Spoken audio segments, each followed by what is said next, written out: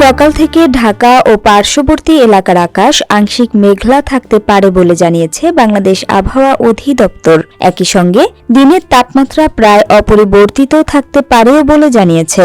সোমবার আবহাওয়া অধিদপ্তরের সকাল ৭টা থেকে পরবর্তী ৬ ঘণ্টার জন্য ঢাকা ও পার্শ্ববর্তী এলাকার আবহাওয়ার পূর্বাভাসে এ কথা জানানো হয়।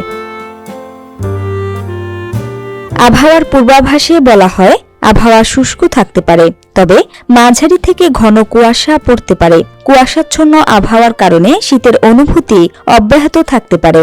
ঢাকা ও পার্শ্ববর্তী এলাকায় উত্তর বা উত্তর পশ্চিম দিক থেকে ঘণ্টায় ৮ থেকে ১২ কিলোমিটার বেগে বাতাস বয়ে যেতে পারে।